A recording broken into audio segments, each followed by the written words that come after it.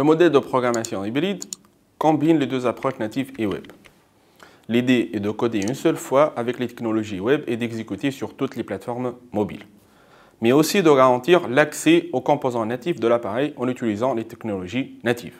Une application hybride est une application native avec des pages HTML intégrées. Elle offre les avantages de l'approche native, à savoir un accès complet aux API natifs du système d'exploitation tels que la caméra, le micro, l'agenda et le carnet d'adresses. On peut aussi publier les applications hybrides sur les stores d'applications comme Google Play et App Store. Des parties sélectionnées de l'application web sont développées avec les technologies web. Ces portions web peuvent être soit encapsulées, soit téléchargées du serveur web. Pour mieux comprendre les applications hybrides, illustrons leurs interactions avec les API du système d'exploitation. Une application hybride est composée de deux composants séparés, la partie native et la partie web. Le premier composant est la partie native, a un accès complet aux API natives du système d'exploitation. Ce composant peut accéder à n'importe quelle fonctionnalité native offerte par l'appareil, comme la caméra, le microphone, l'agenda, le Wi-Fi ou le GPS. Le deuxième composant est la partie web. Cette partie est écrite en HTML, CSS et JavaScript, est exécutée par le même moteur web qui est intégré dans le navigateur de l'appareil mobile. Je rappelle ici le moteur WebKit utilisé par Google et Apple.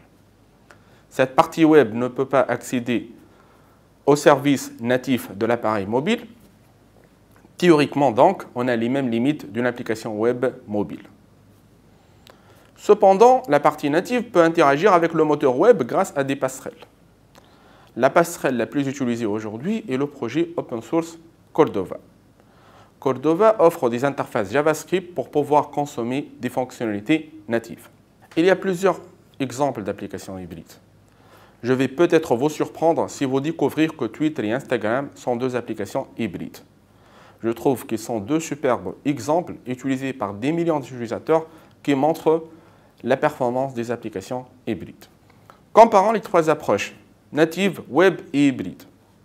La programmation native excelle en performance et en fluidité, mais elle est très coûteuse en développement et en maintenance. La programmation web est beaucoup plus simple et moins coûteuse, et sa mise à jour est simple, mais très limitée dans la consommation de fonctionnalités natives.